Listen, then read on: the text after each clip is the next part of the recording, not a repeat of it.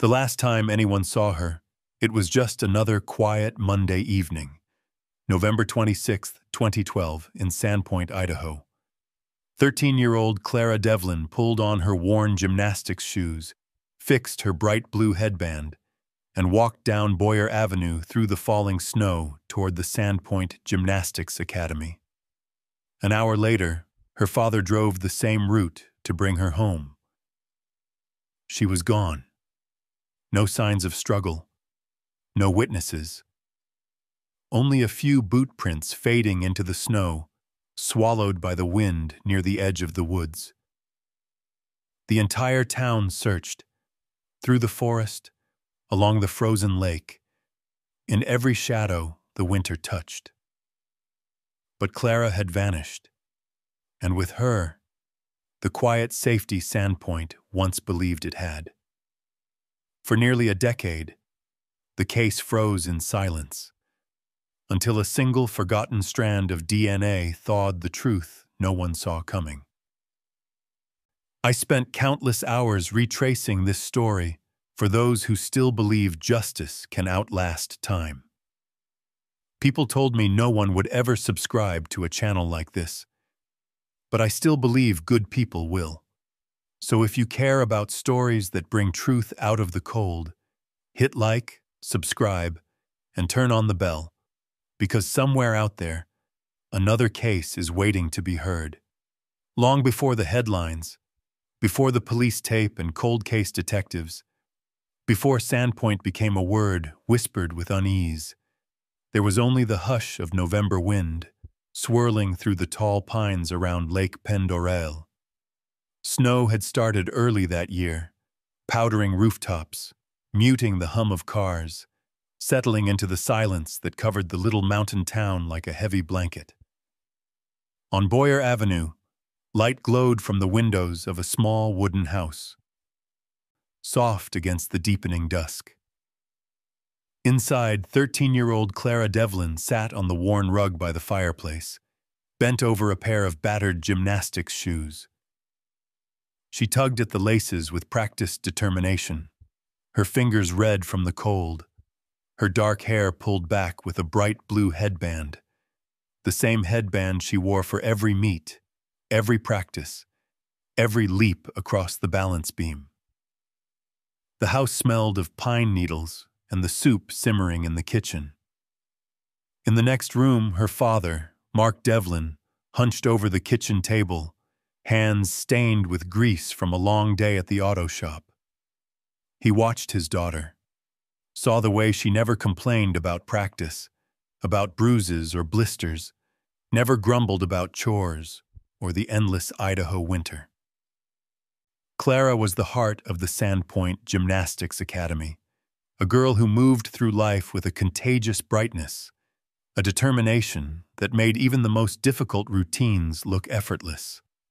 She always seemed to bring a spark into the house, the kind that could keep darkness at bay, at least for a little while. From the kitchen, Mark called out, "Big meet coming up, huh?"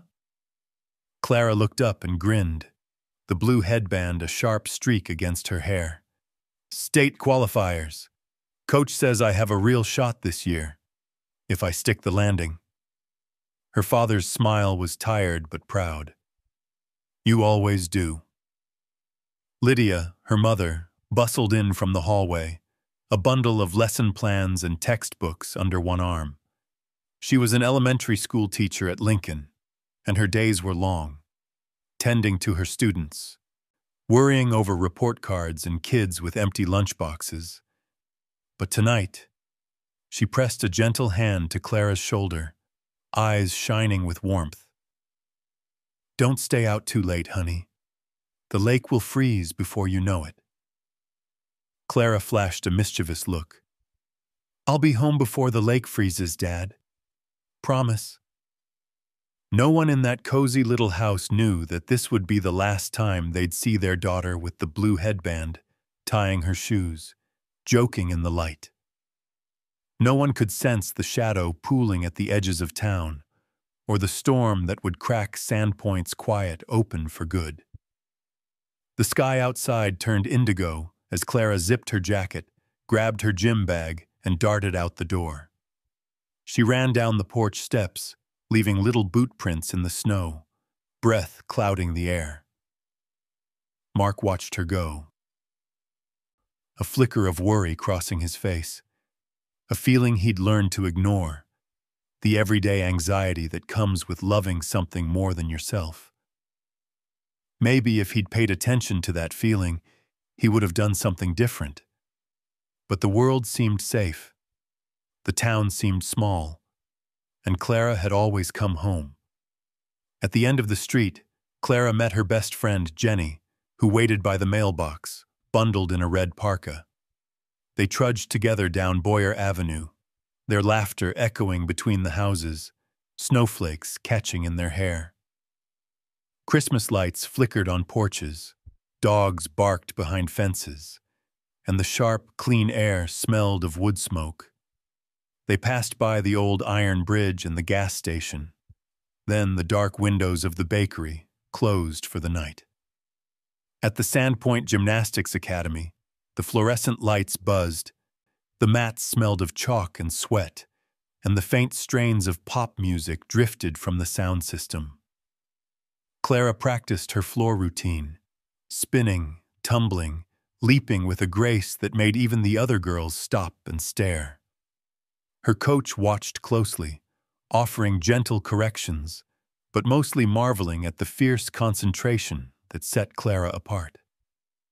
She was the last to leave, as always, staying behind to stretch, to pack up her bag, to gaze out the frosted window at the falling snow. She loved these moments, the quiet after everyone else had gone, the way the world seemed to pause, as if holding its breath just for her. She texted her dad, "Almost done. See you at the lot in 5." Outside, the wind picked up, rattling the metal trash cans, sending tiny drifts swirling across the empty parking lot. The streetlights flickered. Somewhere nearby, an engine idled, a low, steady rumble that seemed out of place in the deepening dark. Clara pulled her hood up and stepped outside, the blue headband just visible beneath the fabric. She crossed the lot, boots crunching in fresh snow, eyes scanning for her father's old truck. She didn't notice the van at the far edge of the lot, headlights off, exhaust puffing white clouds into the night. Inside the house, Mark finished washing dishes, glancing at the clock. 5:30 p.m. Snow began to fall more heavily, covering the world in white, erasing footprints, softening edges. He grabbed his jacket, keys jingling, and headed out to pick up his daughter, never suspecting that by the time he reached the gym, the parking lot would be empty. Only a faint trail of footprints leading toward the dark would remain, a fragile thread disappearing into the snow. Sandpoint, a town that prided itself on being safe, had just slipped into its darkest chapter.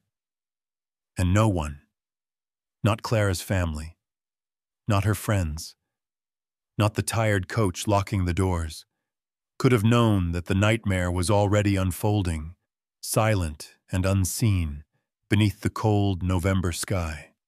Sandpoint, Idaho, clung to the edge of Lake Pend-Oreille, its streets nestled between dark pine forests and the shadow of Schweitzer Mountain. With only 8,000 souls, it was the sort of town where neighbors still waved from their porches and nobody bothered with locked doors. The air always seemed to taste of wood smoke and snow, especially in November when the long winter settled in, blanketing the lake and hills, muting the world outside. Life in Sandpoint spun quietly around its familiar routines. Mechanics like Mark Devlin spent their days under the hoods of rusted pickups in garages that smelled of oil and sweat. Teachers like Lydia, his wife, marked spelling tests in the early morning light, pouring her heart into every child who walked through the classroom at Lincoln Elementary. Together, they built a world that revolved around a single bright center, their daughter, Clara. She was the kind of child people noticed. Her laughter was infectious, her spirit disciplined, her ambition already reaching beyond the frozen boundaries of her small hometown. When she spoke about dreams of state championships and college scholarships, even the most practical adults found themselves nodding, believing that anything was possible. But behind the veneer of ordinary life, quiet stories of heartache and loss floated just beneath the surface. Mark carried scars from the mill, an old accident that left him limping some days, but he never let his family see him wince. Lydia had grown used to long nights, hunched over lesson plans, worrying about the bills that never seemed to stop coming. Yet, despite everything, their home pulsed with warmth and the kind of unspoken love that survived even the coldest winters.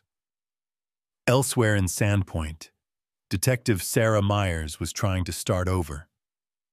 Newly arrived from Boise, she moved into a modest apartment above the bakery, unpacking boxes in silence. The ink on her divorce papers was barely dry, the wounds still fresh. In the privacy of her own mind, Sarah replayed the case that haunted her, a missing child investigation that had unraveled everything back in Boise. The guilt clung to her like a second skin, a weight she couldn't shed even as she buried herself in new work, new streets, new faces.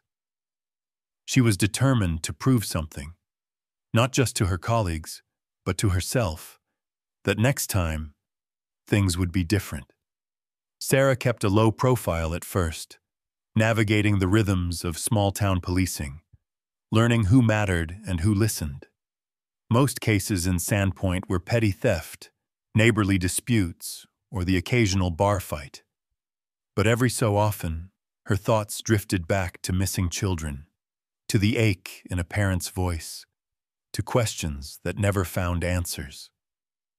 She saw the Devlins around town, Mark at the auto shop, Lydia at the school board meetings, Clara with her blue headband darting across the school parking lot.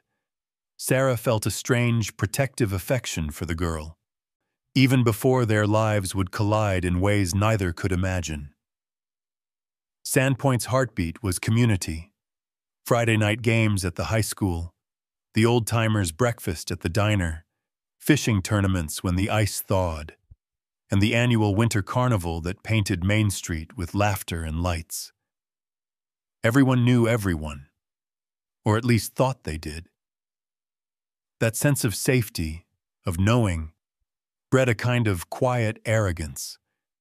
It was easy to believe that tragedy was something that happened elsewhere, in cities with sirens and strangers, not here among friends and families. But beneath the outward calm, cracks had already begun to appear. People noticed things. A stranger's van parked near the school for too long, out-of-town workers who never quite blended in, the way the days seemed shorter and the nights darker as winter deepened. Yet suspicions drifted away like breath in the cold, too vague to stir action, too uncertain to share aloud. On the surface, the Devlins lived like everyone else, but the closeness of their bond made their home a beacon in the dark. Mark rose early and came home late, doing everything he could to give Clara the chance to chase her dreams. Lydia watched her daughter's routines with pride and anxiety, feeling both hope and fear for what lay ahead. They clung to routines, family dinners, board games on snowy nights, stories before bed, rituals that seemed immortal, unbreakable, immune to the randomness of fate. Sarah Myers, meanwhile, patrolled the town's quiet streets, her headlights slicing through the falling snow. She memorized every alley, every shortcut, and every porch light left burning late. She had a gift for noticing small things, a bicycle left lying in a yard, a mailbox stuffed with letters, the way children hurried home as darkness fell. She built her own private map of Sandpoint, a mental ledger of secrets and patterns, always searching for a sign that might matter one day. No one in town realized that the days of innocence were already numbered, that the old habits, leaving keys in ignitions, trusting every face, were about to be shattered forever. In the weeks before the nightmare, life in Sandpoint went on, safe and familiar, the routines almost sacred in their predictability. But the smallest changes, a missed call, a forgotten curfew, the sudden silence of a usually busy street, can be the first tremors of disaster.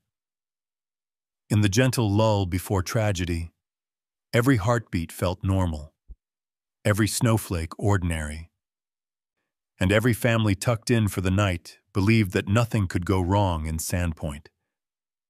Yet history was quietly circling, and soon the town's trust would be broken, leaving scars that would last for generations. November 26th, 2012. Began like any other Monday in Sandpoint. The air was razor-sharp, heavy with the promise of more snow. Morning routines played out as always. Mark Devlin scraping ice from his truck's windshield, Lydia packing Clara's lunch and adding an extra granola bar, just in case. Clara herself was electric with anticipation. State qualifiers were only a few days away, and she was determined to perfect her floor routine.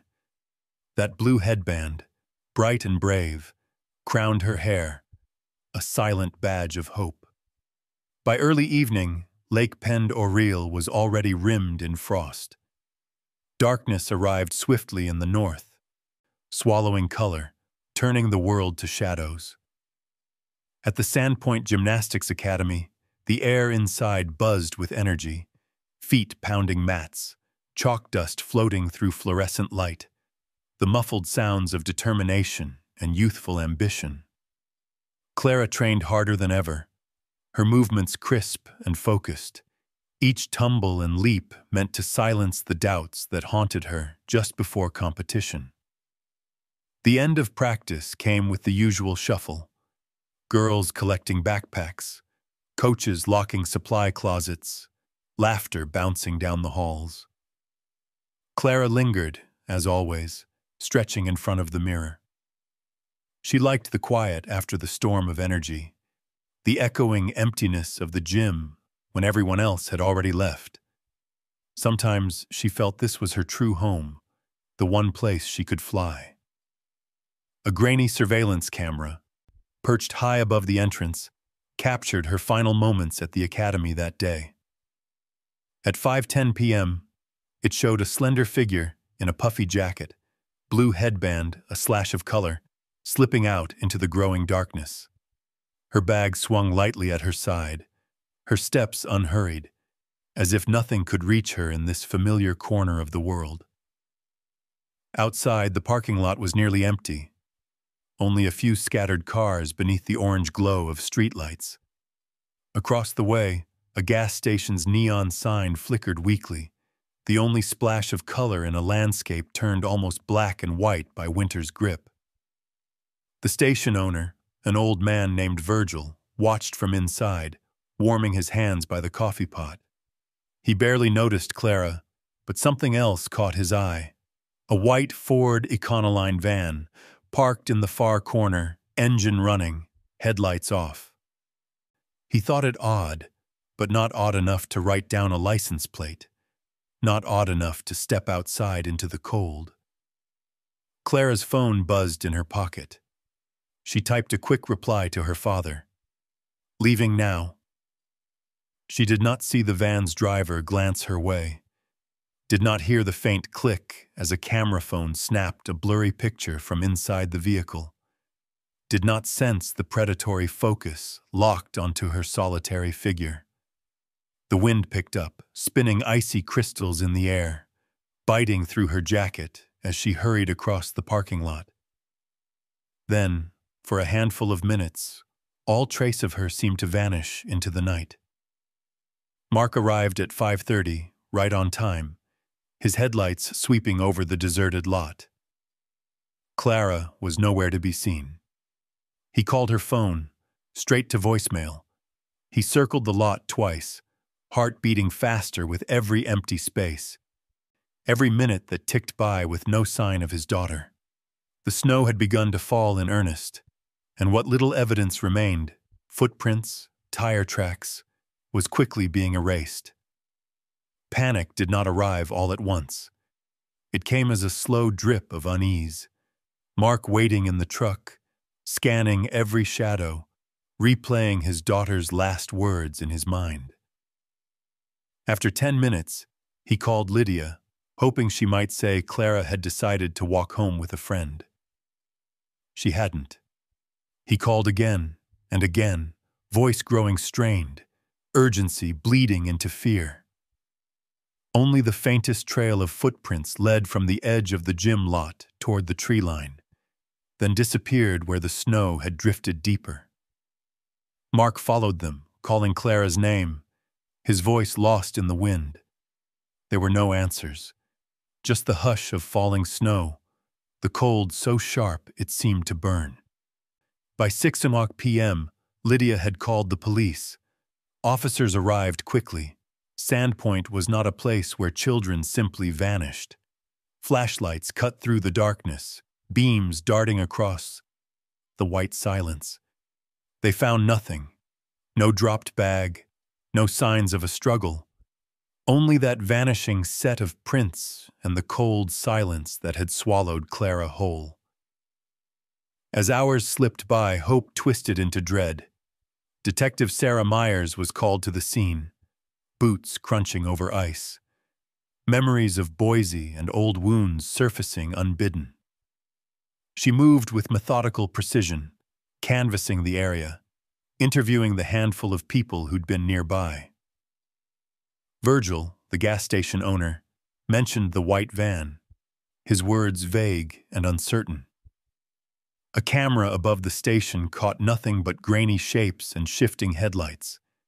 Sarah studied the lot, the snow already filling in the places where Clara had walked.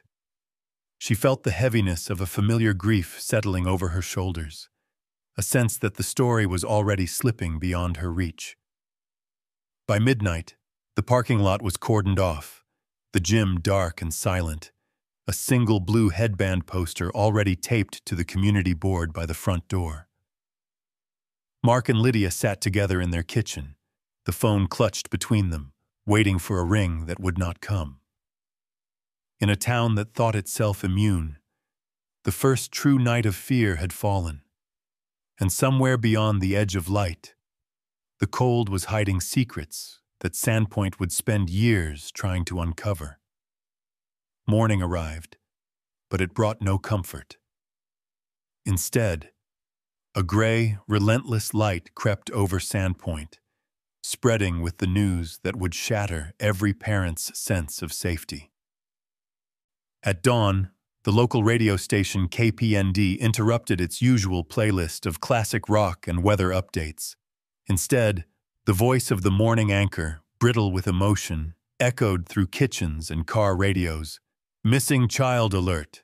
Clara Devlin, age 13, last seen leaving the Sandpoint Gymnastics Academy last evening. Anyone with information, please contact Sandpoint Police immediately. The words sent a cold chill through town, more bitter than any November wind. By breakfast, posters began to appear on telephone poles and in shop windows. Clara's smile, wide and easy, framed by that blue headband, became a symbol for a hope rapidly curdling into dread. Lydia and Mark moved through those first hours in a haze, faces drawn and gray, their home a command post of anxious friends, family, and police. Mark barely spoke, just moved from room to room, collecting things that seemed like they might help. Clara's favorite sweatshirt, her latest school photo, anything that might make her more real to the strangers who were now searching for her. Before noon, a search was organized, the town mobilizing with the kind of energy born of desperation. Firefighters, forest rangers, and high school seniors, people who had never spoken more than a passing hello, came together. They spread out in lines, combing the frozen woods near Schweitzer Mountain, their boots crunching over brittle undergrowth, breath steaming in the air. Others walked the icy edge of Lake Pendorel, eyes scanning the shore for any sign, praying for some clue that might end the nightmare.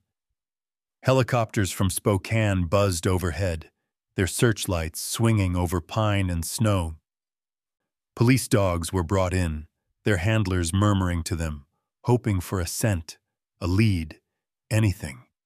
Drones hovered, capturing a landscape that looked peaceful and beautiful from above, masking the terror crawling through every street and alley. At the edge of panic, Mark found himself stapling flyers to power poles along Main Street, hands numb and raw. He moved like a ghost among his neighbors, who greeted him with the strained half-smiles of people unsure whether hope was still appropriate.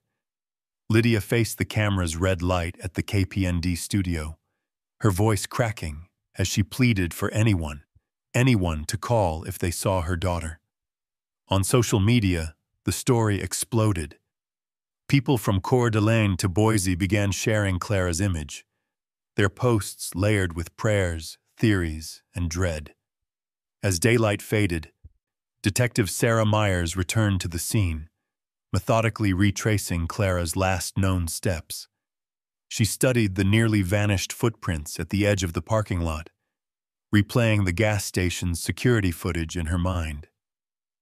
She felt the familiar weight of responsibility, heavier than any badge or uniform. She knew this was what she'd feared most. Another child, another family, another case that threatened to define her. But she refused to give in to the helplessness. Every moment counted. Volunteers searched into the night. Flashlights bobbed through the trees. The soft call of Clara's name floated over the wind, hope flickering against the growing dark.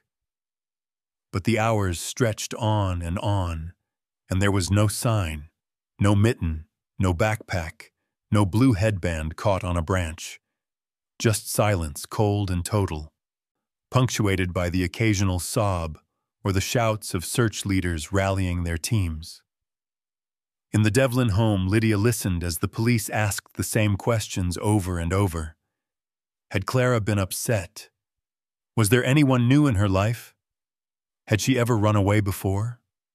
Mark scrolled endlessly through Clara's text messages and social feeds, searching for clues, for the one detail everyone else might have missed.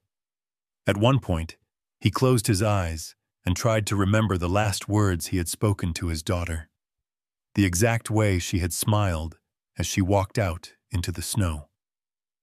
A week crawled by. The search expanded to the woods off Bottle Bay Road, a wild, tangled stretch south of town. That's where the first real clue surfaced. A technician, combing through the digital trace of Clara's phone, found a signal ping from that location the night she disappeared. When they recovered her phone, discarded and covered in mud, it had been wiped clean of messages. But in a painstaking process, a single deleted text was restored. Its words, just a whisper. Don't tell anyone.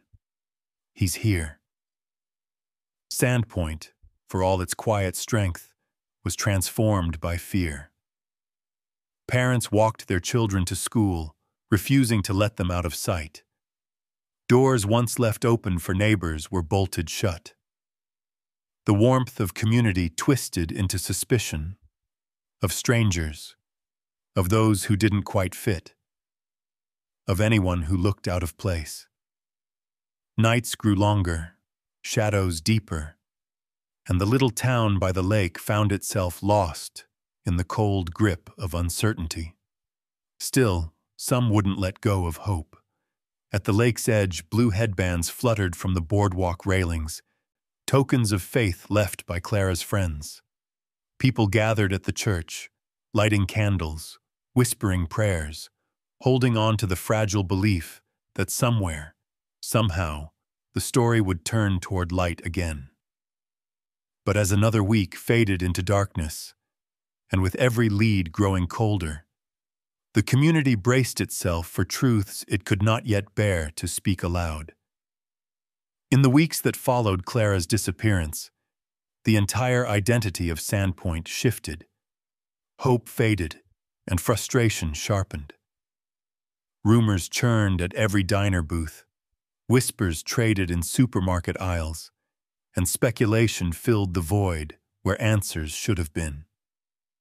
The Devlin family moved through a fog of heartbreak and confusion. Mark became silent and withdrawn, his knuckles white from gripping the steering wheel as he scoured neighborhoods at night, always returning home empty-handed. Lydia's face grew lined, her hands trembling as she clung to the last shreds of optimism. Their home filled with casseroles and awkward embraces, gestures of comfort that could not touch the growing dread. The police, desperate for a lead, struggled against the rising tide of anger from a community that once trusted them. Every day, new tips flooded in. Sightings, vehicles, strange men seen near the school. Most turned out to be nothing. Shadows, false alarms, innocent routines now viewed through a lens of suspicion. Detective Sarah Myers bore the weight of every dead end, every pained glance from townsfolk who needed someone to blame. The town's confidence in her and the investigation hung by a thread, tension humming beneath every interaction. The pressure finally boiled over when a call came in from a woman working at the lumber yard on the edge of town. She reported a Syrian worker named Omar Khaled, who had been seen near the gym on the night Clara vanished. She didn't know him well. He kept to himself, spoke accented English, and listened to Arabic music during his breaks. In the anxious atmosphere gripping Sandpoint, these details became ominous. The police, clutching at any lead, brought Omar in for questioning. It started with quiet suspicion, but quickly erupted into hysteria. Word spread like wildfire. Local news flashed images of Omar in handcuffs. Social media posts inflamed fear and anger, while online forums teemed with vitriol. In interrogation, a recording was played back. Omar, alone in his car, muttering, "Ya Rab," a phrase that simply meant, "Oh God." A rookie officer, unfamiliar with Arabic, insisted he'd heard something more sinister. "I grabbed her." The mistake was repeated on the evening news, fanning the flames higher. Overnight, Sandpoint's frustration turned to outrage. People picketed the police station. Neighbors who had nodded politely to Omar in the past now stared with open hostility. His home was vandalized, windows smashed. The media called for answers. The town demanded justice, whether or not it was the truth. Detective Myers, already exhausted, felt the lines of her own judgment blur. She combed through Omar's records, tracked his whereabouts, and conducted interviews with anyone who might have seen him. The case seemed to pivot on a knife's edge. One word out of place, one misinterpreted fact, and a man's life might be ruined forever. Sarah spent sleepless nights reviewing the evidence, uneasy with the lack of any real connection, but unable to dismiss the tidal wave of public fury. In the lab, the forensic team worked in parallel. DNA samples were rushed through, compared against every trace found on Clara's belongings. The media stoked expectations, hinting at a quick resolution, even as investigators behind the scenes knew the case had grown far more complex. The pressure on everyone, police, the Devlin family, the whole town, mounted with each passing day. Finally, the results came in. The DNA recovered from Clara's hoodie was not a match for Omar. In fact, it wasn't a match for anyone in the database. The science was clear. Omar could not have been involved. And just like that, the investigation's focus collapsed. The town's collective anger, stoked for weeks, had nowhere to go. Omar was quietly released, but the damage was done. His reputation shattered, his sense of safety obliterated, his life forever marked by suspicion he did not deserve. The investigation was now at a crossroads. Public faith in the police faltered. Accusations of incompetence and prejudice flew in editorials and at town hall meetings. For Sarah, the toll was both professional and personal. She faced her own doubts, replaying every decision, wondering if something crucial had been missed, if another clue had been lost in the panic. But the case refused to fade. As the winter deepened, a small breakthrough surfaced. A sample of foreign DNA on Clara's hoodie, marked as unknown subject number 1, US 1. This was no longer a local problem, no longer a simple mystery waiting for the right confession. The answer, Sarah realized, would not come easily. It was buried in details, hidden in strands of evidence, somewhere between the science and the heartbreak. Omar's release left the town divided and exhausted. The Devlins watched the news with numb disbelief, neither relieved nor hopeful, just tired of the endless cycle of questions with no answers. The flyers of Clara's face faded and peeled in the cold, but Lydia and Mark refused to take them down. Sandpoint's trust, once strong as the mountains, was fractured. The comfort of small-town familiarity had been broken. Detective Myers, standing alone outside the police station one night, realized this case had changed her too. The echo of loss was everywhere, but deep within her, a stubborn spark of determination remained. She refused to let Clara become just another cold case, a faded headline lost to winter. A town's faith had been tested, and the truth, as always, would demand more patience, more searching, and more hope than anyone was sure they could give. Time marched on, indifferent to grief or hope. The story of Clara Devlin's disappearance, once burning with urgency, slowly faded from the front page. The posters, her face, her blue headband, the desperate word missing, grew weathered and thin on telephone poles, bleached by months of sun and battered by storms. By the second winter, they hung in shreds, silent reminders of what the town had lost and what it had failed to find. The Devlin house became a place apart. Friends who once dropped by with casseroles and sympathy gradually stayed away, their own lives creeping forward, the sharp edges of tragedy softening with distance. But for Mark and Lydia, every day was the same. Each morning an ache, each night a hollow ache, every sound in the house a memory of laughter gone. Lydia returned to teaching at Lincoln Elementary, her smile a little dimmer, her patience deeper, her classroom somehow quieter. Mark spent more and more hours at the garage, preferring the noise of engines and the comfort of work that could be finished, fixed, or left behind at the end of the day.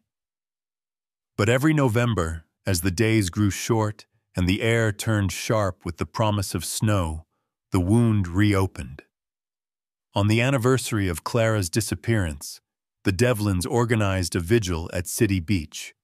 They stood together, surrounded by a shrinking crowd of friends, classmates, and strangers drawn by memory or empathy. Each person clutching a blue headband as a symbol of Clara's spirit. Mark would speak quietly about his daughter's love for gymnastics, Lydia about her laughter, and then, as twilight fell over the freezing lake, everyone would toss their blue headbands onto the dark water. The bands drifted out in small clusters, caught on the ice, a silent procession beneath the mountains. No one said much. There was nothing left to say. The Sandpoint police, battered by public criticism and their own sense of defeat, filed the case into the Bonner County Cold Case Archive. Detective Sarah Myers transferred out, unable to escape the shadow of her failure.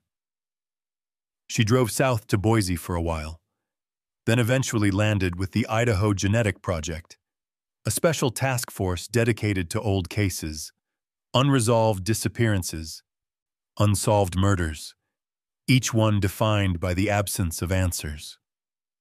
Sarah poured herself into the world of forensic science, learning the language of genes and the patience of laboratories. She haunted the long corridors of the Washington State Lab, reading case files late at night, searching for the clue that had eluded her in Sandpoint. At home, Sarah kept a box on her desk, filled with mementos from the case. The first missing poster, a photocopy of the grainy security footage, a small blue ribbon. She could not let Clara go. Each year she called the Devlins on the anniversary. Sometimes they talked, sometimes they let the phone ring, but the act became a ritual, a promise that the story was not yet over. The town itself changed, scarred in ways both subtle and profound. People began locking their doors at night, something once unheard of in Sandpoint.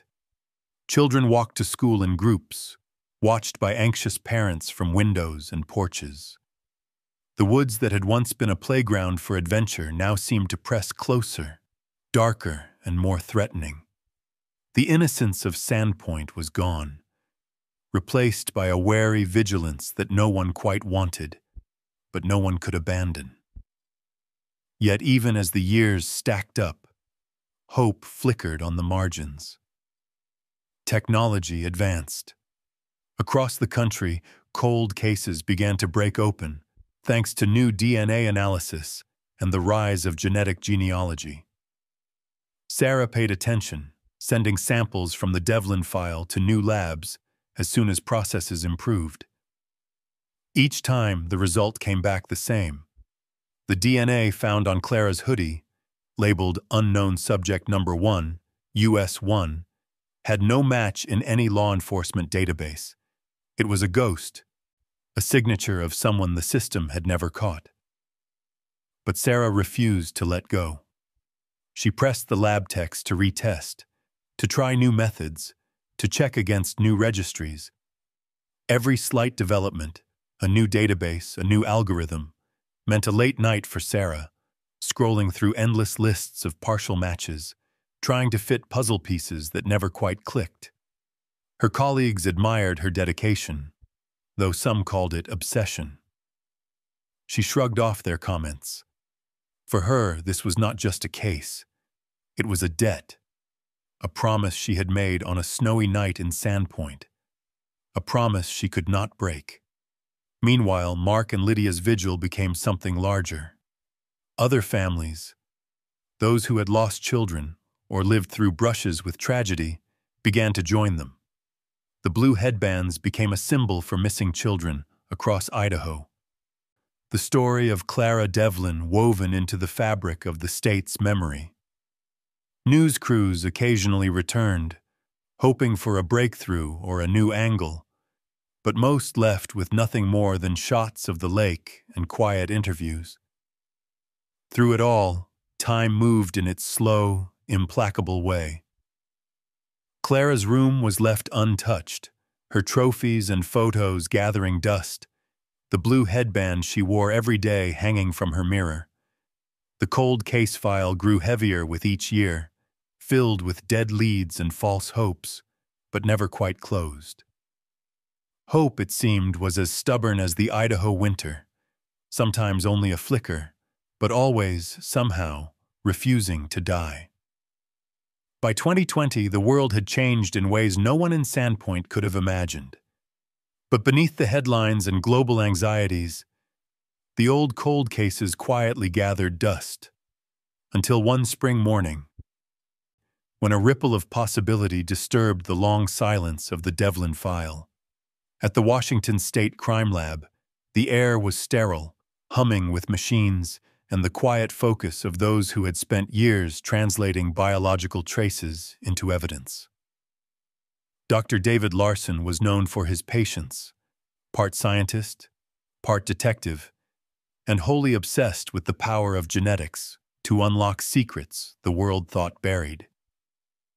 It was just another day of reviewing decades-old files when the DNA marked US1 crossed his desk. Most analysts would have accepted the dead end. A partial sample, degraded by time, no match in any criminal database, a reminder of the limits of old science. But Larson saw it as a challenge. He had read about Clara Devlin years before, her story haunting, her parents' grief too familiar.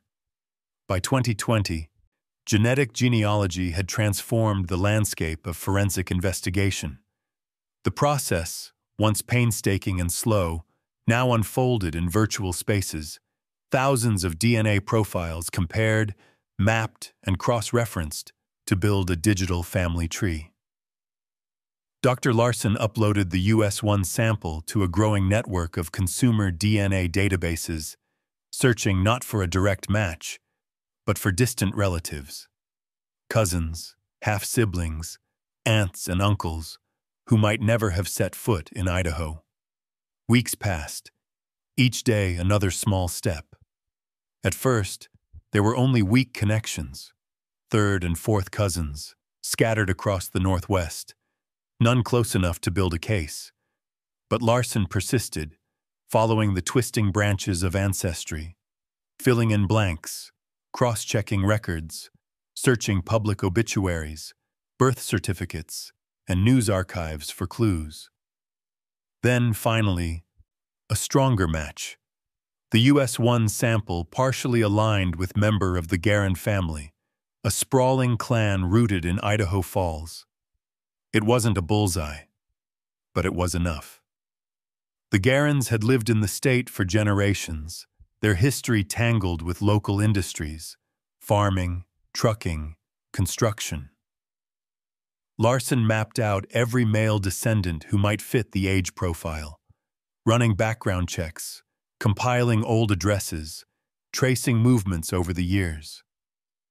The family tree soon pointed to a name: Ray Guerin, a long-haul truck driver who had died back in 2001.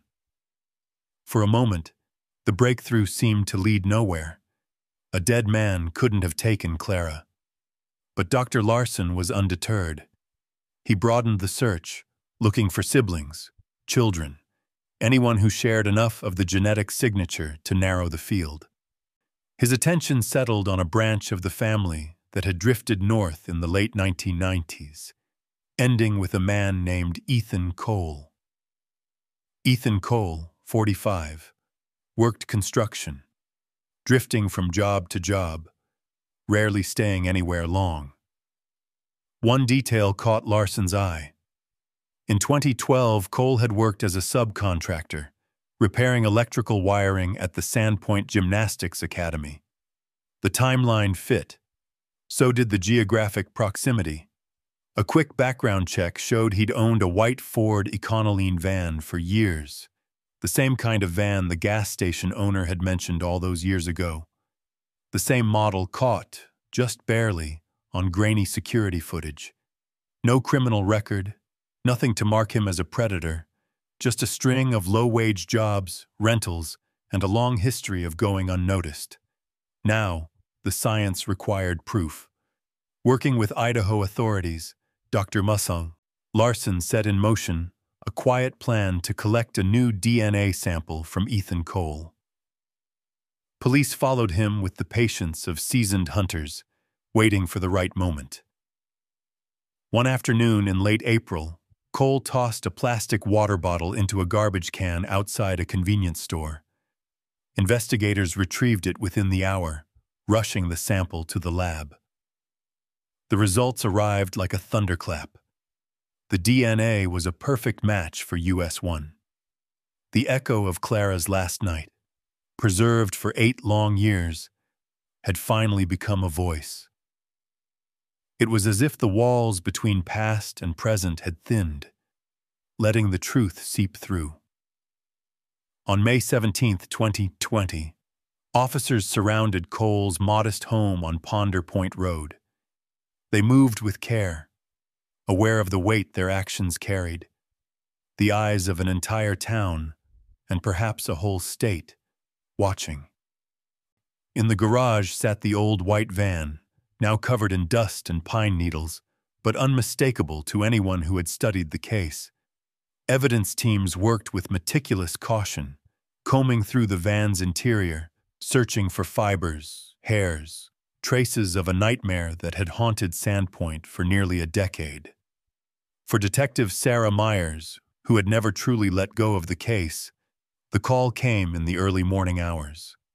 She listened to the details, the confirmation, the arrest, the recovery of the van, with a trembling sense of relief and disbelief.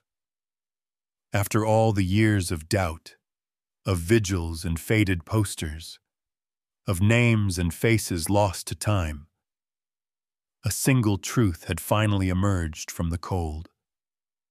As news of the breakthrough spread, Sandpoint was swept by a mixture of emotions: triumph, vindication, sorrow, and anger at how long justice had taken to arrive.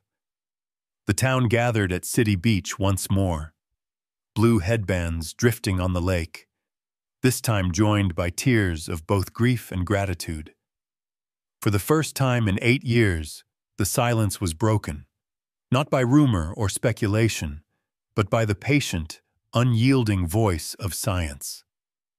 The story was not over, but at last, the darkness had begun to lift. Early in 2021, winter still gripped Sandpoint, but the chill that lingered now was different, more a sense of anticipation than despair. The town buzzed with rumors and news updates, everyone hungry for details about Ethan Cole, the man whose name was now on every tongue, whose face had replaced the shadows in their nightmares. For weeks, his old white van had become a landmark, parked outside the courthouse, ringed by yellow tape and television crews. People who had once walked past each other in silence now gathered on sidewalks, clutching coffee in gloved hands, trading theories and memories, and quietly watching the slow, relentless machinery of justice finally begin to move. The Bonner County Courthouse, normally a place of routine paperwork and traffic tickets, overflowed each day. Journalists jostled for seats alongside neighbors who had searched the woods for Clara, teachers who had taught her, even strangers who had felt the pain of her absence in ways they struggled to explain. Lydia and Mark Devlin sat at the front, flanked by friends, their expressions grave and unyielding. Detective Sarah Myers was never far behind, her presence a reminder that the search for Clara had been carried on the shoulders of those who simply refused to let go. Prosecutor Peter Hollis opened the trial with quiet force. He detailed every step, every piece of evidence collected and preserved through the long years. The blue headband, the single strand of hair found clinging to Clara's hoodie, the foreign fibers recovered from the van's interior, each one analyzed, cross-referenced, and matched with samples from the crime scene. The DNA was the anchor. Undeniable, precise, a map leading directly to Ethan Cole. Hollis explained to the jury how every test had been verified, every sample stored and processed under tight security, every protocol followed. There was no doubt, he said, that the science was sound. Ethan Cole sat at the defendant's table, silent and stony. His lawyer argued that the DNA could have been contaminated, that perhaps evidence had been mishandled or even planted. He called witnesses, lab technicians, forensic consultants, to raise questions, to plant seeds of uncertainty in the minds of the jury. But Dr. David Larson's testimony, measured and unflinching, countered every hypothetical. He explained the chain of custody, the procedures for safeguarding samples, the multiple retests and confirmations done by separate labs in different states. His calm precision left little room for reasonable doubt. The tension in the courtroom grew heavier as the prosecution unveiled its final card, the restored security footage from the night Clara vanished. The video, enhanced by modern technology, flickered to life on the screen. It showed the white van gliding slowly through the snow-covered street at 5:12 p.m., headlights off, the figure of a young girl in a blue headband crossing its path. The images were grainy, indistinct, yet devastatingly clear in context. The silence in the room was total. Some wept quietly, others stared transfixed as the years of uncertainty condensed into a single, wrenching moment. In his closing argument, Hollis spoke not only of facts, but of the weight that Clara's absence had pressed onto Sandpoint, the years of fear and grief that had bound the community together. He did not ask for vengeance, only justice. The defense, having run out of explanations, simply insisted that Cole was a scapegoat, a man whose past, whose van, whose unfortunate DNA had made him a target. The deliberations were brief.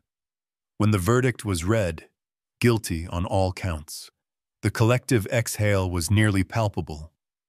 Ethan Cole, the man whose presence had haunted the edges of the town for so long, was sentenced to life in prison without the possibility of parole. There would be no more van, no more shadows, no more hiding in plain sight. Outside, the mood was bittersweet. Reporters thrust microphones into the faces of family and friends, asking how it felt to have closure. But the word felt hollow. Nothing could bring Clara back. Nothing could restore what had been lost to the snow that November. For Mark and Lydia, for Sarah Myers, for everyone who had held on to hope, justice was not a balm but a reckoning, a necessary act that could only offer a measure of peace. Detective Myers stood at the edge of Lake Pendoril, the ice melting beneath the touch of the spring sun. She let the cold wind blow across her face, listened to the soft lap of water on the shore. It was over, at least the part that could ever be resolved by law and science. The pain remained, but now it was edged with something else, a quiet pride, a sense of having kept a promise made long ago under winter's shadow. As the town began to move forward, the blue headbands faded from windows and lampposts, replaced by stories told at dinner tables and memories shared on quiet walks. Clara Devlin's name would not be forgotten. She became part of the fabric of Sandpoint, her loss a warning, her courage a light. And in that light, the community found its strength again. Long after the courtroom doors had closed and the crowds faded, Sandpoint began to reckon with its scars. The case of Clara Devlin was over in the eyes of the law, but the echoes lingered, on quiet streets, in the hush that followed laughter at school, in the gentle but haunted eyes of parents who held their children a little tighter. In houses across town, blue headbands still hung on bedroom mirrors, tokens of memory and warning, symbols of both innocence lost and a community's refusal to forget. Yet, what few in Sandpoint realized was that the storm they had weathered was not unique. The cold, terrible current of loss and unanswered questions had flowed through other towns, other families, far beyond the borders of Idaho. The true origins of the Sandpoint nightmare reached across continents and years, rooted in a real tragedy that once consumed the small city of Bergamo, Italy. In 2010, Bergamo was a place not unlike Sandpoint, a tight-knit community where children darted from school to sports practice, where neighbors lingered in doorways to chat, where life's routines lulled people into the easy belief that nothing truly awful could ever happen there. But one evening in November, Yara Gambarasio, a 13-year-old gymnast with a shy smile and a passion for her sport, failed to come home after leaving her training center. Her absence was first a ripple, then a wave of dread that swept through her town, setting in motion a desperate search. For months, the world watched as Bergamo's streets filled with volunteers, police, and television crews. Posters bearing Yara's face papered every wall and lamppost. Her family appeared on television, pleading for her safe return, their hope fraying at the edges with each passing day. The search ended in heartbreak. 3 months after her disappearance, Yara's body was discovered in a remote field outside town, her dreams and innocence stolen by an unknown hand. But Bergamo, like Sandpoint, refused to surrender to darkness. The investigation that followed became one of the most extensive and complex DNA inquiries in European history.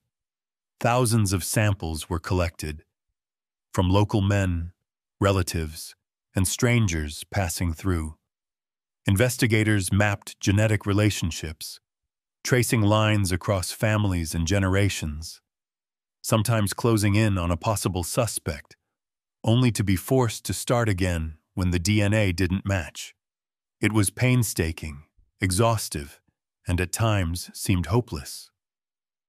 The breakthrough came from the very science that would later bring justice to Clara Devlin's story. Italian authorities discovered that the killer's DNA was closely linked to a local family, but the direct match remained elusive.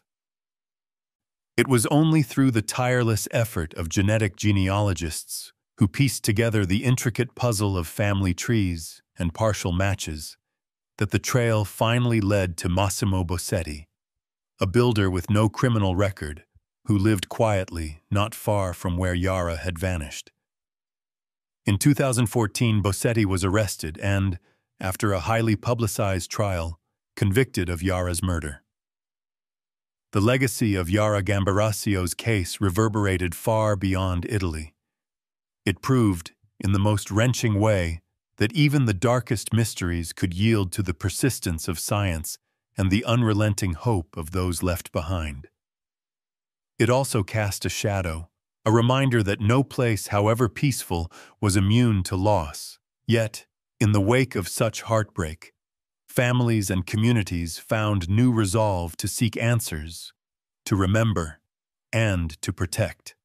For Detective Sarah Myers, learning of Yara's story brought a sense of kinship with investigators she would never meet, across an ocean and in another language.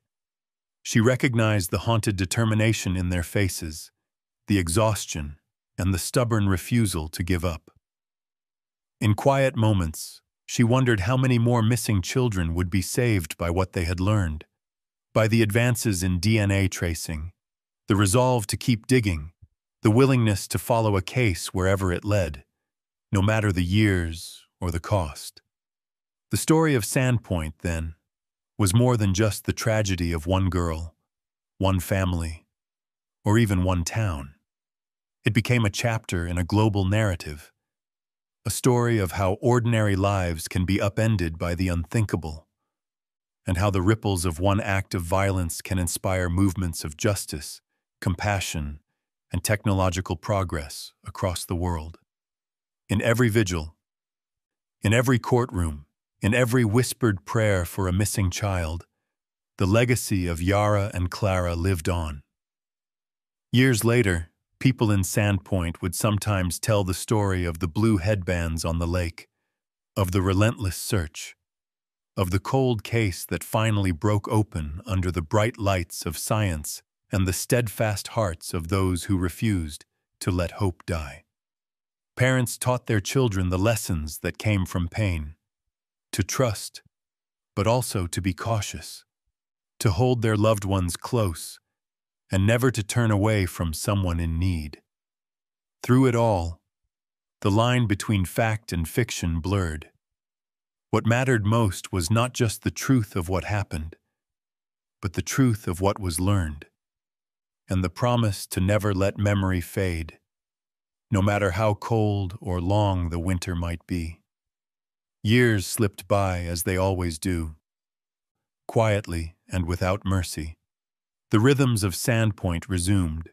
Children played on the beach when the ice melted, school bells rang, and the snow came back every winter, muffling the world in white. Yet something in the town's heartbeat had shifted for good.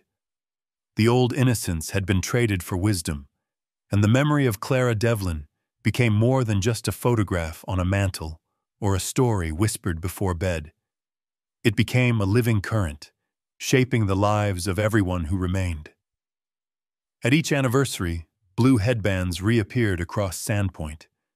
They fluttered on church railings, drifted along the shore of Lake Penn d'Oreille, and decorated the fences outside the school. The annual vigil grew, drawing not just the Devlins and their friends, but families from all corners of Idaho. Some strangers, some bound by loss, others by a determination to stand witness to tragedy and hope alike. Candles flickered in the darkness as the lake reflected stars overhead, and for a moment, it seemed the town breathed as one, united by the promise that Clara's light would not go out. Inside the Devlin home, life found a different rhythm. Mark's hair grew grayer, Lydia's hands steadier with time. They learned, slowly, to let laughter back into the kitchen, to mark new milestones, and to accept love from a community that had grieved and grown alongside them. Clara's room became a sanctuary, untouched yet warm, filled with trophies, photos, and drawings, a shrine to a future that never came, but also a testament to what hope could build. Friends of Clara, now grown, came to visit her parents, sharing memories and stories, sometimes leaving blue ribbons on the porch before slipping away with wet eyes and bittersweet smiles. Detective Sarah Myers, too, was transformed by the case.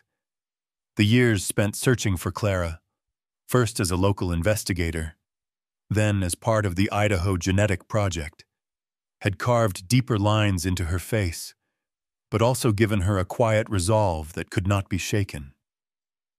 She never forgot the countless cold nights, the false leads, the bone-deep exhaustion.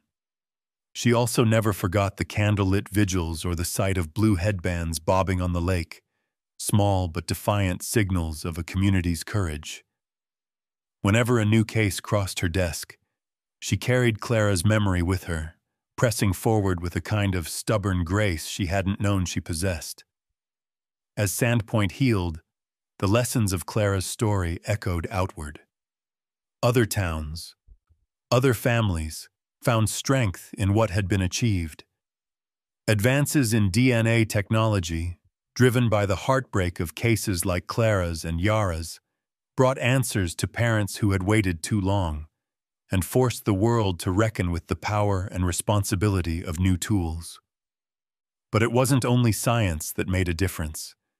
It was the relentless kindness of neighbors, the persistence of investigators who refused to give up, the faith of parents who held on to hope, and the willingness of strangers to become allies when the night grew dark.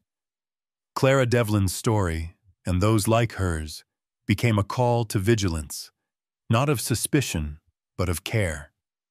People learned to look out for one another, to speak up when something felt wrong, to refuse to let fear or complacency silence them. The smallest details, a forgotten backpack, a passing van, a text sent in the shadows, could change everything. Each clue, no matter how minor, could open a door or save a life. But even as the pain faded and justice took its course, the sorrow never truly left. Some wounds, as Sarah often thought, can only be healed by truth. and some can never be fully closed. Yet in facing that pain, in refusing to look away, the people of Sandpoint discovered a new strength. They learned to carry their grief together, to refuse to let tragedy define them, to let love and memory keep their hearts open even when fear threatened to lock them away. In the end, what remained was not just the darkness of what had happened, but the light that followed. A town that would not surrender to silence. Investigators who pressed on when hope seemed lost. Families that loved, even in the face of unimaginable loss. And the enduring promise that every life, no matter how brief, could change the world for the better. As the sun set over Lake Pendorel and the blue headbands drifted out on the water, the story of Clara Devlin remained, a lesson, a warning, and a tribute. It reminded everyone that justice matters, that every voice is needed, and that sometimes, in the wake of tragedy, the very act of remembering is what keeps the darkness at bay. So let us remember Yara Gambarasio, Clara Devlin, and every innocent soul whose story was cut short. Let us honor the detectives, the scientists, and the families who never stopped believing in the truth. And let us promise to stay aware, to reach out, to share these stories so that justice and love will always have the last word. Because sometimes the smallest clue can uncover the darkest secret. And sometimes the simple act of not forgetting can heal what the world thought unfixable. Subscribe to the channel to help us share their stories and seek justice for those who never got to tell their own.